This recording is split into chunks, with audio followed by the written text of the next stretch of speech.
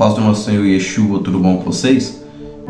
Eu vou fazer alguns vídeos, para trazer alguns assuntos importantíssimos que se encontram na Bíblia, para tirar muitas dúvidas de algumas pessoas que ainda não conhecem. E hoje eu quero trazer um versículo muito conhecido pelos irmãos, que é sobre Cristo ter chamado seus discípulos para serem pescadores de gente. E como explicar isso? Eu quero mostrar para os irmãos que isso se explica entendendo um pouco sobre as duas casas de Israel, entendendo como foi formado, como que desencadeou esse assunto, como que desencadeou esse projeto de Deus para as nossas vidas. É para isso, eu vou estar passando para os irmãos aqui um verso bastante conhecido que se encontra no livro de Marcos, no seu capítulo de número 1, a partir do seu verso aí de número 14, vamos lá? Eu vou estar colocando também esse versículo na tela para facilitar a leitura dos irmãos, mas eu peço que os irmãos também leiam em suas Bíblias, porque aí já vai acostumando-se a procurar ter aquele conhecimento melhor sobre os livros da Bíblia, então vai ajudar bastante. Mas vamos lá, Marcos capítulo de número 1, a partir do verso de número 14, eu vou estar lendo aqui, depois explicando e conectando também com ali as duas casas de Israel. Vamos lá? Verso 14 diz assim: E depois que João foi entregue à prisão, veio Jesus para a Galileia pregando o evangelho do reino de Deus e dizendo: O tempo está cumprido e o reino de Deus está próximo. Arrependei-vos e crede no evangelho.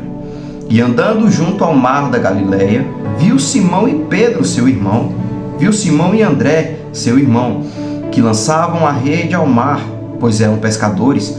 E Jesus lhe disse: Vinde após mim, e eu farei que sejais pescadores de homens. E deixando logo as suas redes, o seguiram.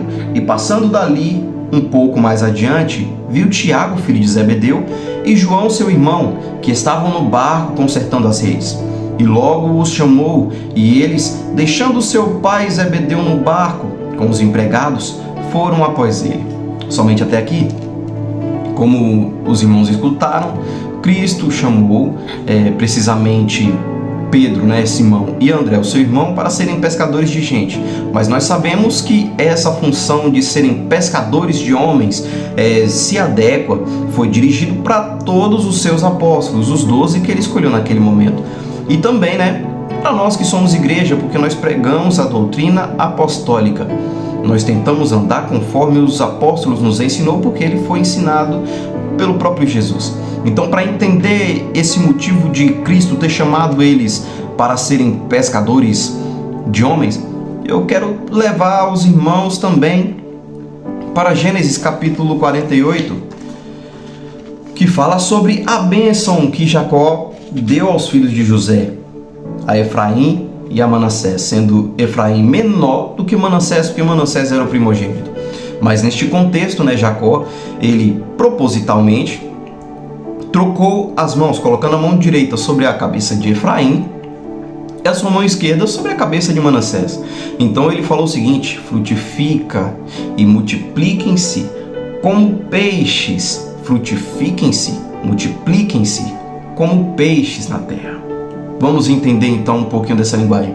Quando nós pegamos o sentido, o significado do nome José, José significa Jeová frutifica, Jeová multiplica, Deus multiplica ou Deus adiciona, Deus multiplica. E Efraim significa duplamente frutífero, ou seja, multiplica, frutifica. Nós podemos ver que essa aliança, essa ordenança é dada desde Adão. Para Adão, quando Deus formou ali Adão, eu acho que capítulo 1, se eu não me falha a memória, no verso 28, Deus formou o homem e a mulher e falou: frutifiquem-se e multipliquem-se sobre a terra. Também falou para Noé ali no capítulo 9, no verso de número 1 ao verso 7, também para Noé e os seus filhos: frutifiquem-se, multipliquem-se. Falou diversas vezes, nós vemos isso para Abraão: o seu filho você será pai de multidões. Ismael será uma grande nação, 12 reis sairão dele, ele será grande nação, mas a minha aliança será com Isaac. A Isaac, então, é ali a aliança que Deus tem, que é também a nossa descendência. Deus falou o que para Abraão? Sai de tua tenda, e eu te mostrarei as coisas que eu quero te mostrar. Ele falou que olhai para as estrelas do céu, olhai para as areias da terra. Pode contar as areias da terra, pode contar as estrelas do céu. Quando nós lemos rapidamente esse contexto, nós não entendemos muito. Mas quando nós pegamos ali uma linhagem básica que se encontra ali em Gálatas, que o apóstolo Paulo, ele explica perfeitamente isso, mostrando ali a Jerusalém da terra e a Jerusalém do céu, a descendência de Agar, a descendência ali de Sara. Nós entendemos que quando ele fala sobre as estrelas do céu, será grande, multiplicado como as estrelas do céu, a sua descendência será grande como as estrelas do céu, está mostrando o Israel celestial. O Israel celestial, que eu digo não só uma região, uma mínima cidade, não é isso. O Israel celestial são todos aqueles que creem em Cristo, que devotam a sua fé em Cristo, que buscam fazer todos os seus mandamentos, servem a Cristo com aptidão, com vontade, com querer. Esses são as estrelas do céu. Porque o próprio Cristo falou que depois da ressurreição não nos casaremos, nem nos daremos em casamentos, porque seremos como os anjos, seremos estrelas.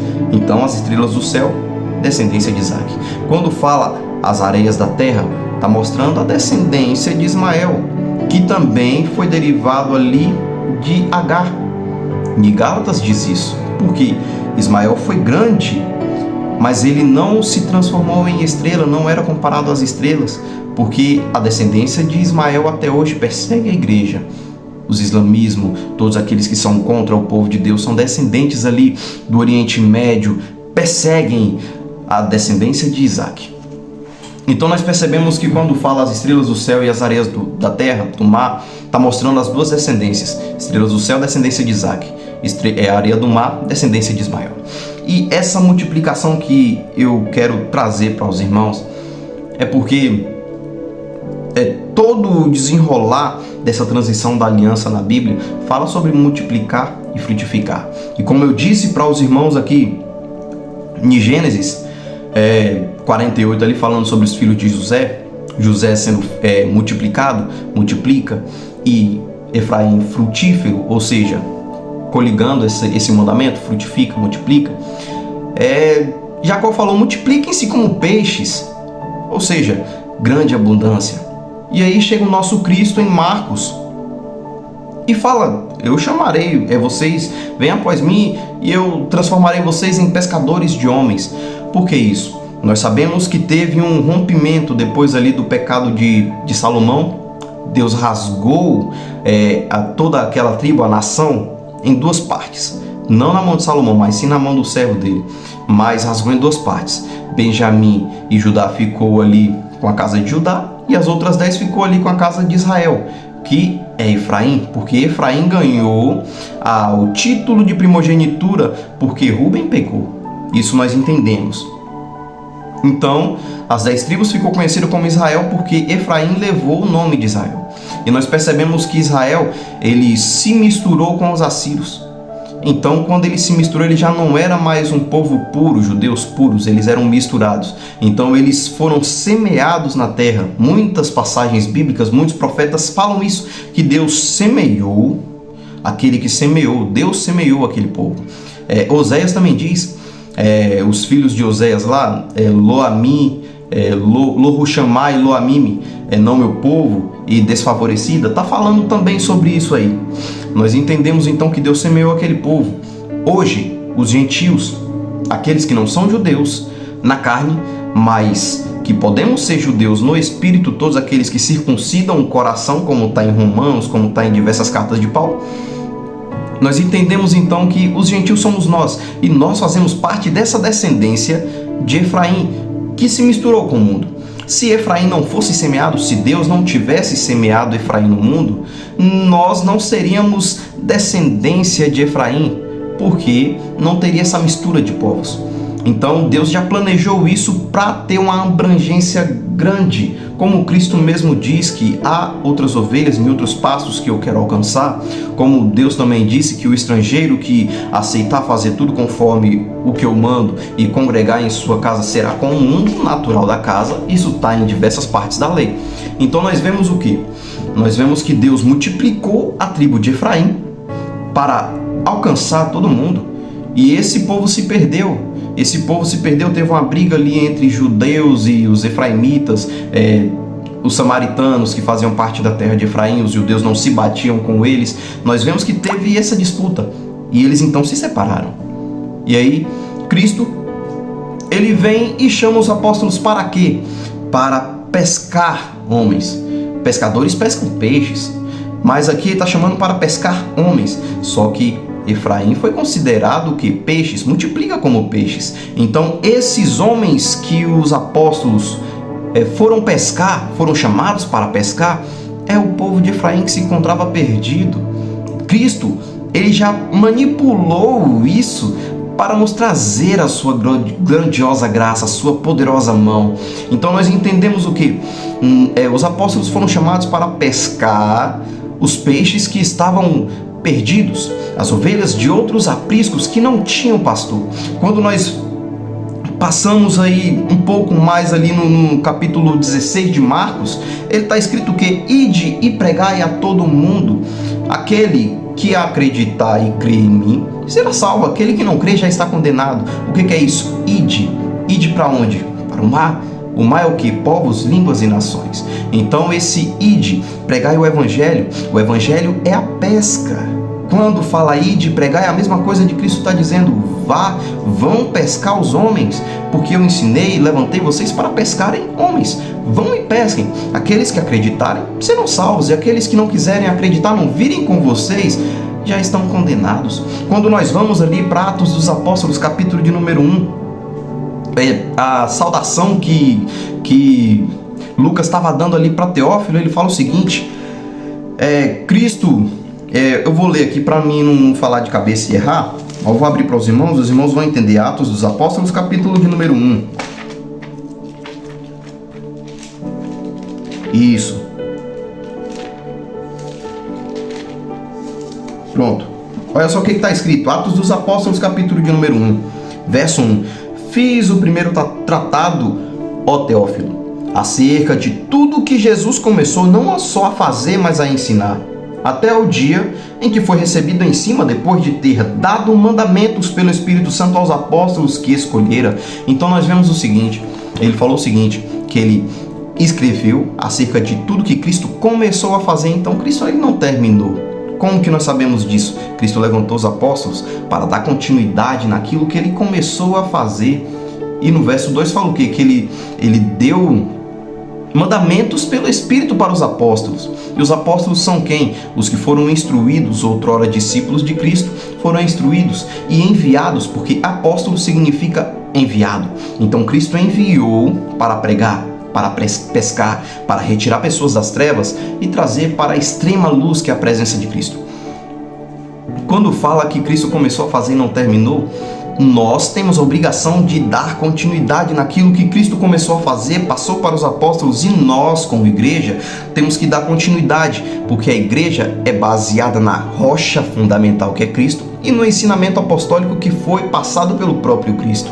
Então, nós temos que dar continuidade, continuar pescando. Pescando como? Evangelho. Pescando como? Fazendo a vontade de Deus, passando a verdade da Bíblia, sem muitos enfeites, sem muitas tradições, mas sim agregando toda a potência de salvação que a Bíblia nos dá.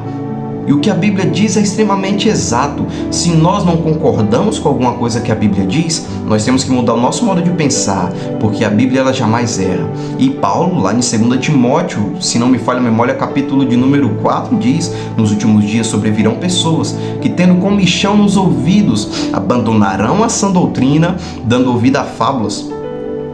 Tendo coceira nos ouvidos, levantarão para si doutores conforme as suas próprias vontades, os seus próprios desejos. Então, se a palavra do Senhor está te machucando, está te corroendo, está te machucando interiormente, é porque ela está consertando aquilo que em você há de errado. Então aceite o que a Bíblia diz. Não tente retrucar, não tente ir contra a Bíblia, porque a Bíblia ela é fidedigna, é a palavra de Deus. Então, se nós estamos agindo errado conforme a Bíblia, mudamos o nosso eu. Nascemos novamente da água e do Espírito, como diz Cristo, e então podemos realmente se alimentar do leite espiritual e do alimento sólido, que é a palavra de Deus.